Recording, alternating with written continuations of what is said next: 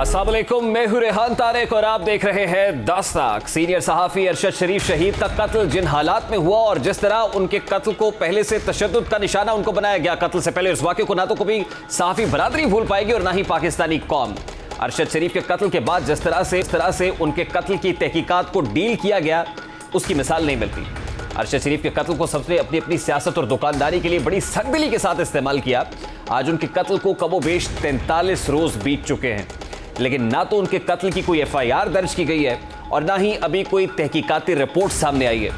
Kenya और पाकिस्तान दोनों जगहों पर पोस्टमार्टम किए गए, जिनकी रिपोर्ट एक दूसरे से इंतहाई मुख्तलिफ और दर्दनाक थी। सीनियर सहाफ़ी के दायरे गैर में कत्ल को पहले तो गलत शनाख्त जाहिर किया गया, फिर इसे क्रॉस फायरिंग का नतीजा करार दे दी गई। बाद में कत्ल की मौसर तहकीकात और उनके अहले खाना के जख्मों पर मरहम रखने की बजाय इसको सियासत की भेंट चढ़ाया गया। लेकिन आज इस केस में अहम पेशरफ्त ये हुई है कि सुप्रीम कोर्ट ने उनके कत्ल का अज़ खुद नोटिस ले लिया और कहा है कि मुल्क की सहाफ़ी बरादरी और अवाम की बड़ी तादाद सीनियर सहाफ़ी अरशद शरीफ की अंदोहनाक मौत पर शदीद गमज़दा और तशवीश में मुब्तला है और अदालत से मामले की तहकीकात का मुतालबा किया जा रहा है। अदालत ने आज ही सेक्रेटरी दाखिला, सेक्रेटरी खारजा, सेक्रेटरी इत्तलात और नशरियात, DG FIA, DG IB और सदर PFUJ को नोटिस जारी करते हुए मुकदमे की समाअत मुकर्रर, जिसके बाद चीफ जस्टिस ऑफ पाकिस्तान की सरबराही में 5 रुकनी लार्जर बेंच ने अरशद शरीफ कत्ल केस के अज़ खुद नोटिस पर समाअत की। 5 रुकनी बेंच में justice Ijazul Ahsan, justice Jamal Khan Mandokhail, justice Mazahar Ali Akbar Naqvi और जस्टिस मोहम्मद अली मजहर शामिल थे। समाअत के दौरान सेक्रेटरी खारजा Asad Majeed, DG FIA Mohsin Bhatt, secretary इत्तलात PFUJ के सदर Afzal Bhatt, DG IB, secretary दाखिला, सदर PUJ सुप्रीम कोर्ट पहुंचे। दौरान समाअत चीफ जस्टिस ने एडिशनल अटॉर्नी जनरल को मुखातिब करते हुए कहा कि अटॉर्नी जनरल साहब, एक फैक्ट फाइंडिंग कमेटी बनी थी। अरशद शरीफ की वालदा का खत आने के बाद सुप्रीम कोर्ट का HR सेल तहकीकात कर रहा है। चीफ जस्टिस ने इस्तफसार किया कि वजारत दाखिला ने पिछले जुमे को फैक्ट फाइंडिंग कमेटी की रिपोर्ट जमा करानी थी, जो कि वजारत दाखिला ने अब तक जमा नहीं कराई। एडिशनल अटॉर्नी जनरल ने कहा कि जब रिपोर्ट आई तो वजारत दाखिला के वजीर दाखिला फैसलाबाद में थे। राना सनाउल्लाह के देखने के बाद रिपोर्ट सुप्रीम कोर्ट की दी जाएगी। इस पर चीफ जस्टिस ने कहा कि वजीर दाखिला ने रिपोर्ट तब्दील करनी है क्या? वजीर दाखिला को अभी बुला लेते हैं, तहकीकात करना हुकूमत का काम है, अदालत का नहीं। इस पर एडिशनल अटॉर्नी जनरल ने कहा कि कल तक रिपोर्ट सुप्रीम कोर्ट में जमा करा देंगे, जिस पर चीफ जस्टिस ने कहा कि आज जमा कराए ताकि कल इस पर समाअत हो सके। 43 दिन से रिपोर्ट का इंतजार कर रहे हैं। चीफ जस्टिस ने मजीद कहा कि अरशद शरीफ की मेडिकल रिपोर्ट गैर तसल्ली बख्श है, मामले को संजीदगी से ले रहे हैं। 5 रुकनी बेंच हालात की संगीनी की वजह से ही तश्कील दिया है। सहाफ़ियों के साथ किसी भी सूरत बदसलूकी बर्दाश्त नहीं की जाएगी। कोई गलत खबर देता है तो इस हवाले से कानून साजी करें। जस्टिस एजाजुल हसन ने कहा कि क्या यह दुरुस्त है कि कत्ल का मुकदमा न कीनिया में दर्ज हुआ न पाकिस्तान में? चीफ जस्टिस ने कहा कि हमारी मालूमात के मुताबिक कोई मुकदमा दर्ज नहीं हुआ। चीफ जस्टिस ने कहा कि अरशद शरीफ के कत्ल का मुकदमा दर्ज क्यों नहीं हुआ?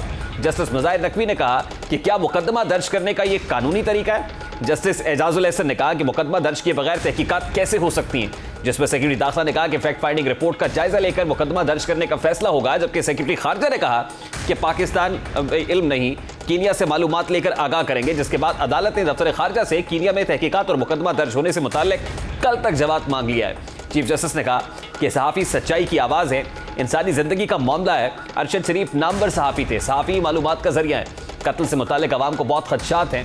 अरशद शरीफ कत्ल के तमाम हक़ाइक़ को सामने लाना होगा। अरशद शरीफ के कत्ल पर किस पर उंगली नहीं उठाई गई। अदालत उज़्मा ने मुतल्लिका हुक्काम को आज रात तक अरशद शरीफ के कत्ल का मुकदमा दर्ज करने का हुक्म देते हुए इंक्वायरी रिपोर्ट आज 6 दिसंबर को जमा कराने का हुक्म दिया और केस की समाअत कल मुलतवी कर दी है। सुप्रीम कोर्ट की जानिब से खुद नोटिस लेने के अमल को सहाफ़ियों के अलावा सियासतदानों की जानिब से भी उनकी कसीर तादाद इसको सराह रही है, अप्रिशिएट कर रही है। खुद वज़ीर आज़म शहबाज शरीफ पहले ट्विटर और बाद में एक तकरीब से मुखातिब हुए और फिर कहा कि मैं सहाफ़ी अरशद शरीफ के कत्ल पर सुप्रीम कोर्ट की जानिब से अज़ खुद नोटिस लेने का खैर मकदम करता हूँ। अरशद शरीफ को 23 अक्टूबर को कीनिया में कत्ल किया गया था, जहाँ पुलिस ने अरशद शरीफ की गाड़ी को बच्चे को अगवा करके ले जाने वाली गाड़ी की कहानी तख्लीक की। फिर चंद घंटों बाद पुलिस का नाका तोड़ने के हवाले से मन घड़त कहानी बनाई गई। जब ये भी स्टोरी ना बनी तो दहशतगर्दी के वाक़े से जोड़ने की कोशिश की गई। हैरत अंगेज तौर पर अरशद शरीफ के कत्ल के दौरान ना तो उनके साथ गाड़ी में मौजूद ड्राइवर को कुछ हुआ और ना ही उसकी साइड पर गोलियां चलाई गई। हुकूमत पाकिस्तान की जानिब से कीनिया जाने वाली तहकीकाती टीम के सामने भी ये दोनों किरदार जो बज़ाहिर इस कत्ल में बराह रास्त मुलव्वस नजर आते हैं, उनको पहले पेश नहीं किया गया और बाद में सफारती दबाव के नतीजे में उनको पेश किया गया और उन्होंने तहकीकात में वो ताउन नहीं किया जो उनसे उम्मीद की जा रही थी। वो दोनों किरदार आज भी कीनिया में खुलेआम घूम रहे हैं। दूसरी जानिब कीनिया की जानिब से अरशद शरीफ का जो पोस्टमार्टम किया गया वो भी तजादात से भरपूर था, क्योंकि अरशद शरीफ का जब पाकिस्तान में पोस्टमार्टम हुआ तो इस दौरान डॉक्टर्स को उनके जिस्म से एक गोली उन्होंने देखी, बरामद की।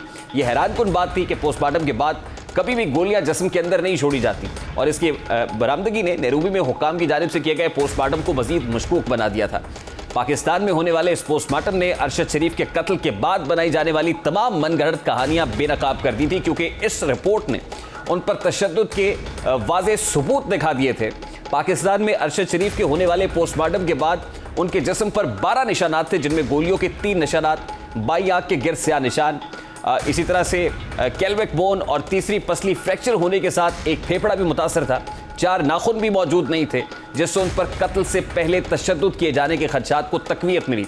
पोस्टमार्टम रिपोर्ट से कबल ही निजी न्यूज़ चैनल से मुंसलिक सहाफ़ी और एंकर ने तस्वीर के जरिए अरशद शरीफ को कत्ल करने से कबल तशद्दुद का ले जाने के हवाले से अहम सबूत अपने प्रोग्राम में दिखाए थे। उनका क्या कहना था और उस वक्त क्या बातें सामने आई थी। सीनियर सहाफ़ी के कत्ल के बाद इन 43 रोज़ में हुकूमत, अपोजिशन और इदारों की जानिब से कातिलों का सुराग लगाए जाने के मुतज़ाद दावे तो सामने आते रहे, लेकिन ना तो इससे मुताल्लिक कोई रिपोर्ट सामने आई है और इससे बढ़कर जुल्म यह है कि शहीद सहाफ़ी के कत्ल का मुकदमा तक दर्ज नहीं किया गया। साबिक हुकूमत काबीना का हिस्सा रहने वाले फैसल वाडा ने दावा किया कि सहाफ़ी अरशद शरीफ को केनिया में कत्ल किया गया, जिसकी मनसूबाबंदी पाकिस्तान में हुई। उन्होंने कहा कि मेरे पास फ़ोन में शवाहिद मौजूद हैं, मैं फ़ोन का फोरेंसिक ऑडिट करवाने के लिए तैयार हूँ। फैसल वाडा से जब प्रेस कॉन्फ्रेंस में मौजूद सहाफ़ियों ने साजिश करने वालों का नाम लेने पर इसरार किया तो उनका कहना था कि मैं सब नाम आने वाले दिनों में लूँगा। अब फैसल वाडा ने अपनी प्रेस कॉन्फ्रेंस में तो किसी फर्द का नाम नहीं लिया था और कहा था कि वो आइंदा चंद रोज़ में इन किरदारों को बेनकाब करेंगे, नाम सामने लाएंगे जो इस मुबैना साजिश का हिस्सा है। लेकिन एक प्रेस कॉन्फ्रेंस जिसमें डीजी ISPR और डीजी ISI मौजूद थे, उन्होंने भी कुछ इंकशाफात किए थे। वो क्या कह रहे थे, जरा वो भी आपके सामने रखते हैं। अरशद शरीफ की जिंदगी को पाकिस्तान में कोई खतरा नहीं। देखिए, वो हमेशा से उनके खानदान में गाजी भी हैं, शहीद भी हैं। जब वो बाहर गए वहां से भी उनका राब्ता था, बल्कि इस महीने में उन्होंने BGC जो मेरे साथ हैं, जनरल साहब काम करते हैं, उनके साथ राब्ता रखा और वो वापसी का भी अपनी आने का ख्वाहिश का इज़हार कर रहे थे। 5 अगस्त 2022 को खैबर पख्तूनख्वा गवर्नमेंट की जानिब से ARY एंकर अरशद शरीफ साहब के हवाले से एक थ्रेट अलर्ट जारी किया गया। हमारी इतला के मुताबिक ये threat alert chief minister Khyber Pakhtunkhwa की खास हिदायत पर जारी किया। जब ARY न्यूज के senior executive vice president Ammad Yousuf से तहकीकात की गई तो मालूम हुआ कि ARY के chief executive officer mister Salman Iqbal ने शहबाज गिल की गिरफ्तारी के फौरन बाद अमाद यूसुफ को हिदायत दी कि अरशद शरीफ को जल्द अज जल्द पाकिस्तान से बाहर भेज दिया जाए। मिनिस्टर सेक्रेटेरिएट खैबर पख्तूनख्वा के स्टाफ ने ही तमाम काउंटर्स पर अरशद शरीफ की मुआवनत की और उन्हें फ्लाइट तक पहुंचाया। यहाँ पर यह भी सवाल उठता है कि UAE रवानगी से मुंसलिक दस्तावेजी मामलात को किसने सर अंजाम दिया। मुत्तहिदा अरब अमारात में अरशद शरीफ के क़याम ताम का बंदोबस्त कौन कर रहा था? किसने उन्हें मुसलसल ये बावर कराया कि वो पाकिस्तान वापस ना आए? केनिया पुलिस ने तो उन्हें पहचाना ही नहीं था। तो उनकी वफात की खबर सबसे पहले किसने और किसको दी? आला अस्करी अफसरान की प्रेस कॉन्फ्रेंस के बाद वजीर दाखिला राना सनाउल्लाह ने भी कई बार आवाम को बावर कराया कि जल्दी अरशद शरीफ के कत्ल की गुत्थी सुलझा लेंगे, लेकिन आज तक ना तो उनके कत्ल की गुत्थी सुलझ पाई है बल्कि इब्तदाई कार्रवाई भी मुकम्मल नहीं हो सकी है। राना सनाउल्लाह अरशद शरीफ के कत्ल और इसमें मुबैना तौर पर शामिल किरदारों से मुताल्लिक क्या राय रखते थे, जरा वो भी आपको दिखाते हैं। दिया गया कि जनाब आप चले जाएं बाहर, और फिर दुबई से जो है वो उसको कीनिया भेजा गया। वो हकायक जो सामने आ चुके हैं, वेरिफिकेशन के अमल के बाद इन चीज़ों को जो है वो आपके और कौम के सामने जो है वो रखा जाएगा। ये सारी चीज़ें जो हैं, इसके ताने बाने जो हैं वो सारे तो जो है वो अशखास की तरफ जो है वो जाते हैं। इसी मामले पर बात करने के लिए मरहूम अरशद शरीफ साहब की अहलिया जवेरिया सिद्दीक साहिबा ने हमें ज्वाइन किया है। अस्सलाम वालेकुम जवेरिया साहिबा, बहुत बहुत शुक्रिया आपके वक्त के लिए। जवेरिया साहब, यकीनन कोई भी इकदाम अरशद शरीफ साहब के खिलाफ ऊपर नहीं कर सकता। आपका दुख, आपका गम, आपका सदमा बहुत गहरा है, लेकिन आज सुप्रीम कोर्ट ऑफ पाकिस्तान से, क्योंकि उस वक्त से इस सानहे के बाद से मुतालबा किया जा रहा था कि इस पर सो मोटो नोटिस लिया जाए, आज सो मोटो नोटिस लिया गया है, क्या आप इस इकदाम से मुतमईन हैं? जी, ये चीज़ खुशाइंद है क्योंकि हमने भी लेटर्स लिखे थे फैमिली ने, और उसके बाद जो है वो आवाम की बहुत बड़ी तादाद अपने लेटर्स भेजना शुरू हो गई थी सुप्रीम कोर्ट। इसमें हज़ारों खतूत जो है वहाँ पे पहुँचे, और उसके बाद जो है आपको पता है सो मोटो हुआ है। तो अब थोड़ी सी उम्मीद है कि इंसाफ की तरफ जो है वो ये पहला कदम है। मतलब आपको पता है जद्दोजहद तो बहुत तवील होगी, लेकिन जिस तरह से आज हुक्म दिया गया है कि FIR दर्ज करवाई जाए, तो वो अरशद की वालदा की मुद्दत में जो है वो दर्ज करवाई जाएगी। दूसरा ये है कि फैक्ट फाइंडिंग कमेटी को कहा गया है कि वो अपनी रिपोर्ट दें, तो वो भी जो है वो उस तरीके से सबमिट करवाई जाएगी। और मैं ये कहूँगी कि FIA वो रिपोर्ट हमें भी दे इससे पहले कि मीडिया में जो है वो सर्कुलेट होना शुरू हो जाए। जी अच्छा, अदालत की जानिब से सेक्रेटरी दाखिला और सेक्रेटरी खारजा को तलब किया गया था और फिर ये कहा गया कि FIR का इंदराज आज शाम तक हो जाना चाहिए, तो ये मामला अब सेटल हो गया है कि FIR अब उनकी वालिदा मोहतरमा की मुद्दत में ही होने जा रही? जी देखिए, मैंने भी यही रिक्वेस्ट की है ना कि क्योंकि स्टेट क्यों उसमें वो आएगी जब उनके लवाहिकीन मौजूद हैं, तो जो सबसे जो इम्पोर्टेंट वो होता है वो वालिदा का जो है वो होता है, तो वालिदा की तरफ से जो है उनकी मदयत में जो है वो दर्ज करवाई जाए और मुझे ऐसा लगता है कि थोड़ी देर तक दर्ज हो जाएगी। आपको लग रहा है कि अभी आज की तारीख में ये FIR उनकी वालिदा की मुद्दत में दर्ज हो जाएगी?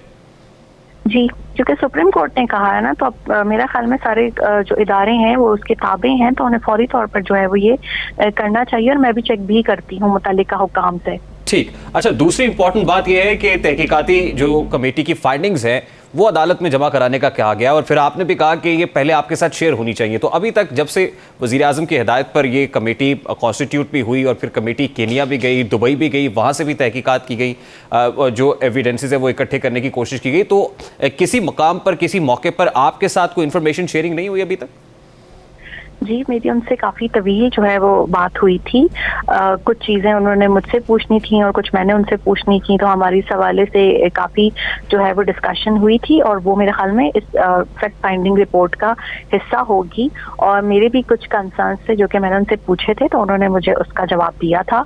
और अब मैं ये चाहती हूँ कि जो उन्होंने मुकम्मल वो जो फाइंडिंग की है वो हमें बताई जाए कि बाकी सबका क्या इस पर मौक़िफ़ है।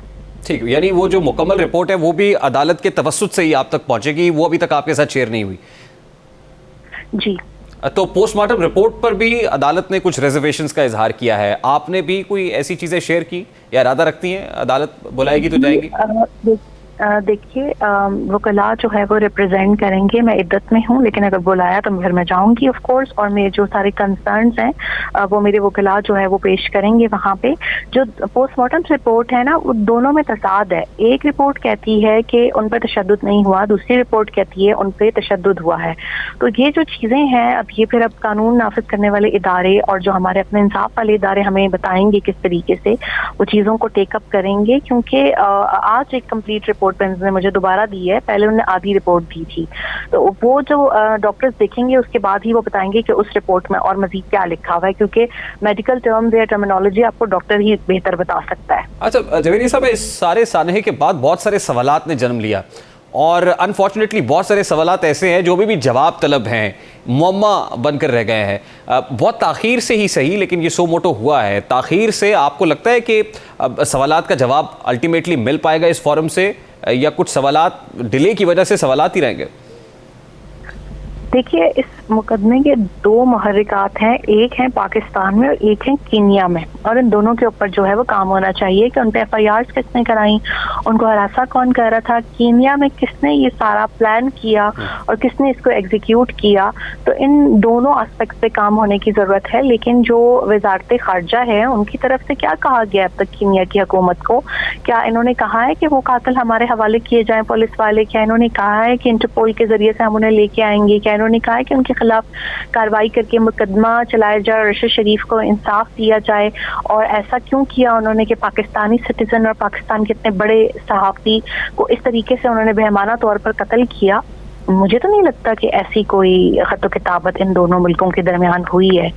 ये पता चला कि प्राइम मिनिस्टर साहब की प्रेसिडेंट ऑफ कीनिया से बात हुई है, उसके बाद क्योंकि सेक्रेटरी खारजा भी थे, तो सेक्रेटरी खारजा से आपकी कोई बात हुई या दफ्तर खारजा के हुक्काम से इस मामले पर कोई कॉरेस्पॉन्डेंस हुई हो? दफ्तर खारजा से और वजारत ये जो आपकी है, ये जो दाखिला, इसमें से किसी ने भी मुझसे रब्ता नहीं किया आज की तारीख तक। अच्छा, ये this is something very alarming. तो अब आप कैसे देख रही है कि जब मामला इस फोरम पे आ गया है, टेकअप हो गया है, तो बहुत सारे किरदार ऐसे हैं, जैसे आपने फरमाया कीनिया के अंदर भी हैं, फिर खासतौर पे उन दो लोगों के बारे में कहा जा रहा था, खुरम और वकार के हवाले से, और ये सब चीज़ें हैं, तो इसको किस तरह से देखती हैं? देखिए, इस केस में मैंने ये देखा, क्योंकि मैं टीवी नहीं देख पा रही थी और मैं भी बहुत ज़्यादा ग्रीफ में हूँ कि बहुत सी नई नई चीज़ें भी सामने आ रही हैं, ठीक है, और मैं सिर्फ खामोशी से इसलिए देख रही होती हूँ कि ये आया कि ये चीज़ ठीक भी है या नहीं ठीक है, क्या कहीं ये लोग अटेंशन सीकिंग के लिए, या एक होता है ना लोग अपनी उसके लिए भी आ जाते हैं शोहरत के लिए, कहीं इस तरीके से तो नहीं कर रहे। तो अब चूंकि मैं अपने वकला से मशवरा करती हूँ तो मैं उनसे कहती हूँ कि मुख्तलिफ चीज़ों को आप देखें। ठीक, और इस तरह के इम्कानात को यकीनन एलिमिनेट तो नहीं किया जा सकता, इन्वेस्टिगेशंस में ये भी बड़ी इंपॉर्टेंट है। एट दिस स्टेज हम ये तो नहीं कह सकते कि इसको एलिमिनेट कर दिया जाए, या इस तरफ कोई शक व शुबा नहीं है? तमाम आस्पेक्ट को जो है वो उस पर तहकीकात होनी चाहिए, जिसमें मैंने आपको वही बताया कि पाकिस्तान में क्या हुआ, उनको हरासा क्यों किया गया, उन पर FIRs क्यों हुई, दुबई से किसने उनको निकलवाया, ठीक है, वो यहाँ पे पहुँचे, फिर यहाँ पे किसने ये सारा प्लान करके उनको असैसिनेट किया। ये पूरा जो ट्रायंगल है इसको पूरा इन्वेस्टिगेट ऐसे होने की ज़रूरत है कि कोई ऐसे लोग करें जो कि जानिबदार ना हो, गैर जानिबदार होकर इसको करें, तब हमारे सामने मुहर्रिकात या उससे फायदा लेने वाले, उसकी प्लानिंग करने वाले या उसके बेनिफिशियरी जो है पे नजर आएंगे। अच्छा जवेरिया साहब, lastly chief justice of Pakistan से, अदालत से कोई अपील करना चाहें आप इस प्लेटफॉर्म से? जी मेरी सुप्रीम कोर्ट से ही गुजारिश है कि मेरे शौहर को जो है वो इंसाफ दिया जाए और हमें इंसाफ दिया जाए। मैं बहुत तंग किया गया है, बेदगी में, इद्दत में आपको ये चीज़ें करनी पड़ रही होती हैं। क्या ही अच्छा हो कि अपनी मुल्क की बेटियों को, बहनों को इस तरह के अजियतनाक उससे ना गुजारा जाए और उन्हें वक्त पे इंसाफ दिया जाए, वक्त पे जो है हमें रिपोर्ट्स दे दी जाएं। एक पोस्टमार्टम की रिपोर्ट अगर 3-3 हफ्ते 4-4 हफ्ते बाद मिलती है तो आप खुद बेहतर सोच सकते हैं चीज़ों को। तो मैं ये चाहती हूँ कि इन चीज़ों को डील करते वक्त ये भी देखा जाए कि हम बहुत परेशानियों से गुजर रहे हैं और अल्लाह ताला किसी पे भी ये दिन ना लाए कि वो अपने किसी भी प्यारे को इस तरह गोली लगे हुए देखें। ये बहुत तकलीफ दे और ट्रॉमेटिक होता है। तो चीज़ों को इस तरीके से मीडिया को और तमाम इदारों को डील करना चाहिए कि हम बहुत ज़्यादा तकलीफ में और हमें अजियत ना दी जाए किसी भी चीज़। हमारी दुआ है कि अल्लाह ताला आपको और आपके अहले खाना को सब्र अता फरमाए और फिर इंसाफ की फराहमी भी मुमकिन हो सके। बहुत बहुत शुक्रिया। जवेरिया सिद्दीक साहिबा हमारे साथ मौजूद थी। और अभी ये खबर आ रही है कि अरशद शरीफ कत्ल केस का मुकदमा थाना रमना में दर्ज कर लिया गया है और 3 अफराद को इस केस में नामजद भी किया गया है। जो 3 अफराद जिनको नामजद किया गया है उनमें वकार अहमद है, खुर्रम अहमद और तारिक अहमद वसी हैं। इस वक्त एडवोकेट शुएब शाहीन साहब, जो advocate supreme court of Pakistan है, माहिर कानून है, उन्होंने हमें ज्वाइन किया है। अस्सलाम वालेकुम शुएब शाहीन साहब, बहुत बहुत शुक्रिया आपके वक्त के लिए। सबसे पहले तो बड़ा सादा सा सवाल है, सुप्रीम कोर्ट ऑफ पाकिस्तान ने बिलाखिर इस केस को टेकअप किया है, सो मोटो नोटिस लिया गया है। आप समझते हैं कि अल्टीमेटली ये गुत्थी अब सुलझ पाएगी? ये जो मुअम्मा बना हुआ था बहुत दिन से, ये मुअम्मा अब हल हो जाएगा? देखिए, पहली बात तो यह है कि देर आया दुरुस्त आया। शुक्र अल्लाह का कि सुप्रीम कोर्ट ऑफ पाकिस्तान ने काफ़ी 2 महीने 2.5 महीने के बाद इस बात को सो मोटो नोटिस लेने का फैसला कर लिया और लार्जर बेंच कॉन्स्टिट्यूट कर दिया और उन्हें FIR दर्ज करने का भी हुक्म दे दिया। देखिए, अरशद शरीफ का कत्ल सिर्फ एक आम इंसान का कत्ल नहीं है। हक सच की खातिर उस बंदे ने स्टैंड लिया, एक सहाफ़ी अपनी जिम्मेदारियाँ अदा करते हुए उसके खिलाफ पहले यहाँ 16 FIR काटी गई, फिर मुल्क छोड़ने पे मजबूर किया गया। काश के मौजूदा चीफ जस्टिस साहब उस वक्त सो मोटो नोटिस ले देते तो आज अरशद शरीफ हमारे दरमियान होता। जब उसने ख़त लिखा कि मेरी ज़िंदगी को ख़तरा है, जब उसने सदर पाकिस्तान को ख़त लिखा कि मेरी ज़िंदगी को ख़तरा है, फिर यहाँ से उसको मुल्क छोड़ने पे मजबूर किया गया। जब वह यहाँ से गया तो इवन UAE में उसको छोड़ने पे मजबूर किया गया और वहाँ से फिर वो ना चाहते हुए कीनिया गया और वहाँ मर्डर हो गया। और देखें, ये इस मर्डर के एग्जीक्यूशन तो गो के कीनिया में हुई है, लेकिन उसके ताने बाने, साजिशें, उसकी प्लानिंग, उसका जो कोई बेनिफिशरीज हैं इस कत्ल के, वो तो सारे उनका ताल्लुक पाकिस्तान से है ना। चूंकि कीनिया के साथ तो उसकी कोई दुश्मनी नहीं थी, कीनिया वालों के साथ, कीनिया में रहने वाले लोगों के साथ कीनिया का तो इशू नहीं है, ये तो इशू ही पाकिस्तान से है। और फिर एक सिर्फ सहाफ़ी का आम एक उसका कत्ल नहीं हुआ, हक सच के लिए डट जाने वाला, खड़ा होने वाला एक शख्स, जो कि मैं समझता हूँ कि ये एक तारीख में उसका नाम लिखा जाएगा। क्योंकि अगर उसके कत्ल को डिग आउट ना किया गया, असल कातिलों तक ना पहुँचा गया, तो फिर पाकिस्तान में मैं नहीं समझता कि सहाफ़ती जिम्मेदारियाँ कोई भी सहाफ़ी अपना ज़मीर के मुताबिक हक सच के लिए वो लिख सकेगा या स्टैंड ले सकेगा। तो ये आइन और क़ानून में लिखी हुई जो उनके राइट्स हैं, बुनियादी इंसानी हुकूक हैं, वो जिस तरह पामाली हुई है, मैं समझता हूँ कि ये इस वक्त बहरहाल निज़ाम इंसाफ के सबसे बड़े सरबराह जो कि इसके सरबराह है चीफ जस्टिस बदियाल साहब, उनकी एक जिम्मेदारी बन गई है कि लोगों के बुनियादी इंसानी हुकूक की बहाली के लिए, जो कि वो सबसे बड़े प्रोटेक्टर हैं ह्यूमन राइट्स के, वो इस पे तवज्जो दें। देखें, जिस माँ को एक पोस्टमार्टम रिपोर्ट लेने के लिए हाई कोर्ट में जाना पड़े, तो उस हुकूमत में या हुकूमती जिम्मेदार हल्कों ने क्या आज तक इन्वेस्टिगेशन करके उसको डिग आउट किया कि एक पाकिस्तानी सहाफ़ी शहीद हुआ है, और आज तक सिर्फ खत किताबत पे सिलसिला जारी है। ठीक है, बहुत बहुत शुक्रिया शुएब शाहीन साहब। एडवोकेट शुएब शाहीन हमारे साथ मौजूद थे। अभी क्विक शॉर्ट ब्रेक लेंगे और ब्रेक के बाद जब वापस आएंगे वज़ीर आज़म के मुआविन ख़ुसूसी बराए एहतिसाब व दाखिला इरफान कादर साहब हमारे साथ मौजूद होंगे। इस ब्रेक के बाद हमारे साथ ही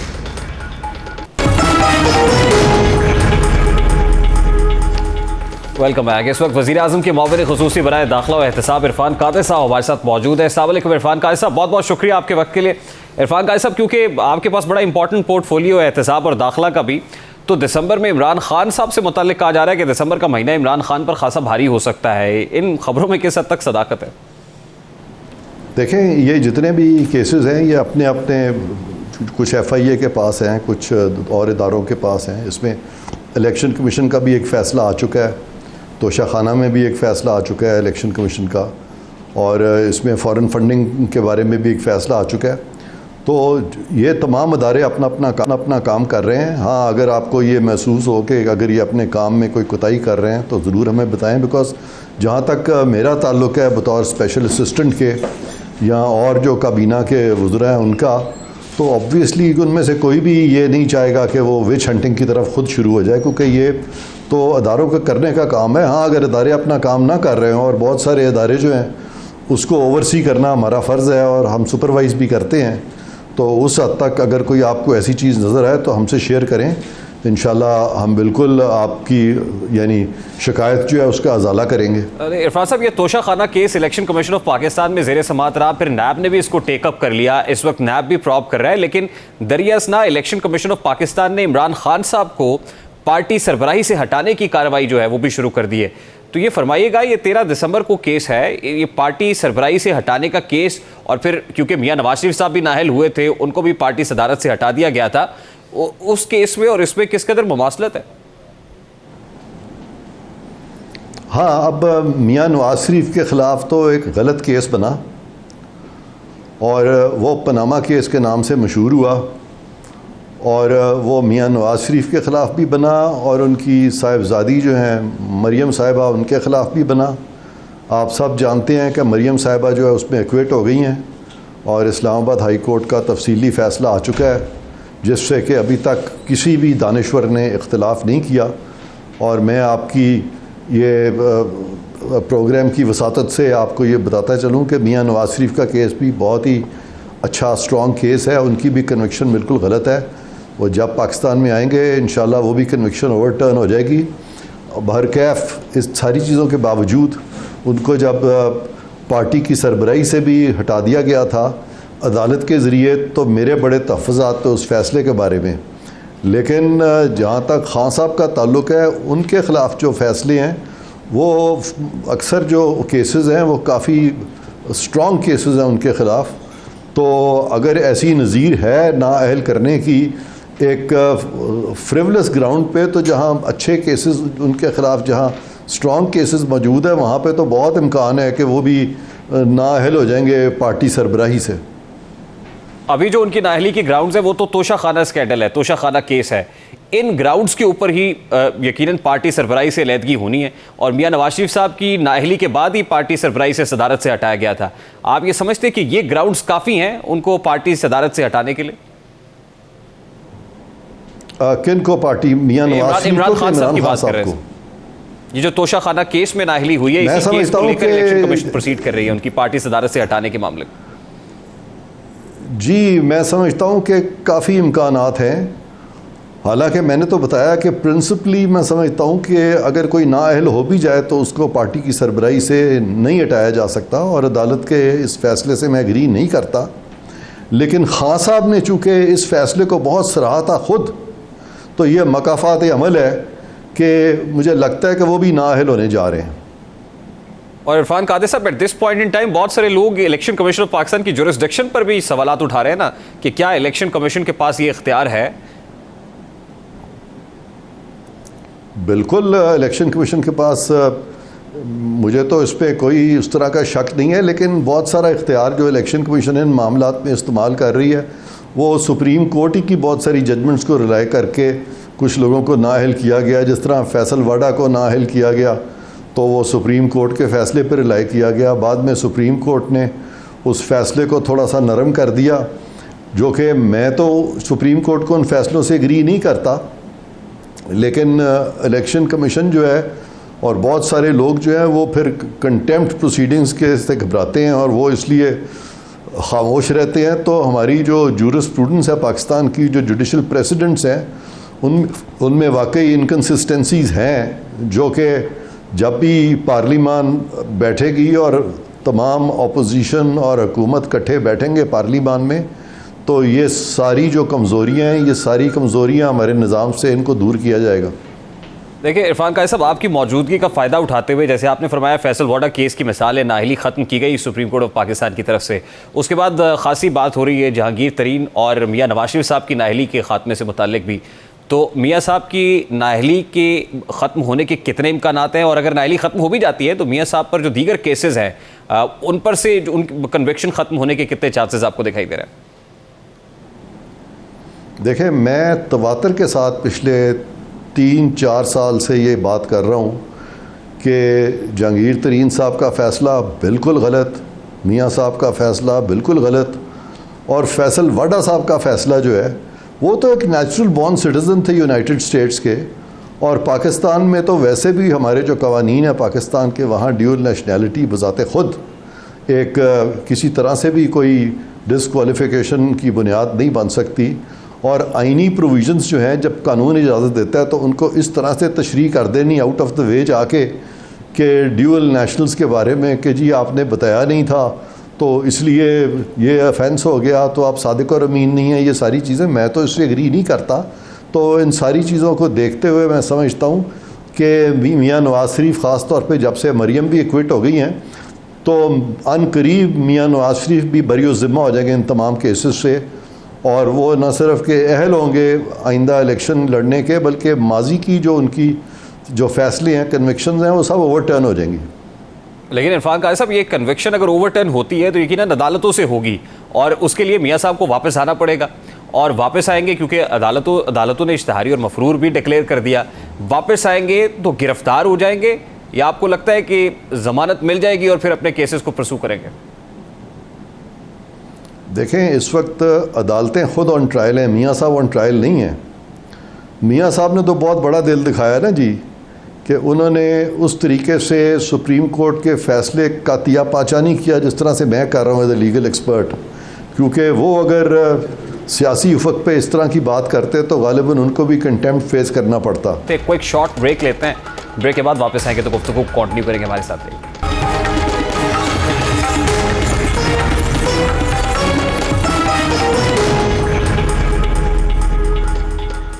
वेलकम बैक। ब्रेक पर जाने से पहले वज़ीर आज़म के मुआविन ख़ुसूसी बराए एहतसाब व दाखिला इरफान कादिर हमारे साथ मौजूद थे। गुफ्तगू आपने सुनी। कहा जाता है कि politics is the art of possibilities, और सियासत में एब्सोल्युटली नॉट का वर्ड नहीं होता कि सियासत के दरवाजे पर आप एब्सोल्युटली नॉट या नो लिफ्ट का बोर्ड लगा दें और फिर आप ये कहें कि आप अपने सियासी मुखालिफिन को एहतसाब के सख्त से सख्त शिकंजे के अंदर लेकर आएंगे, आप उनसे बात नहीं करेंगे, आप उनको चोर और डाकू कहेंगे। तो आज मकाफात अमल तो हो रहा है। आज कल तक वो इमरान खान जो पावर में थे और अपने सियासी मुखालिफिन को ज़ेर करने के लिए उन पर तरह तरह के केसेस बनाते थे, आज इमरान खान साहब के गिरद घेरा तंग होता हुआ दिखाई दे रहा है। और दिसंबर की इस ठठरती सर्दी के अंदर, इस सर्द मौसम के अंदर इमरान खान पर गर्मी और हिद्दत बढ़ती हुई दिखाई दे रही है। नाअहली की तलवार भी है, पार्टी सदारत से, सरबराही से हटाए जाने का एक जो है वो एक बार उनके सर पर लटक रही है। दूसरी तरफ जो साबिक वज़ीर आज़म है नवाज शरीफ साहब, उनकी नाअहली लगता है कि ख़त्म हो जाएगी, पार्टी की जो सरबराही है वो भी वापस आ जाएगी, पॉलिटिक्स में पॉलिटिकली एक्टिव होने की भी बात हो रही है। तो बहरकैफ अपने आप को पॉलिटिकली इतना स्क्वीज़ नहीं करना चाहिए, नैरो नहीं करना चाहिए कि बिलाखिर आप अपने ही दाम में आ जाएं। प्रोग्राम का वक्त अपने इख्तिताम को पहुँचा। आपसे मुलाकात होगी इंशाअल्लाह कल। अब तक रखिए ख्याल। अल्लाह हाफ़िज़।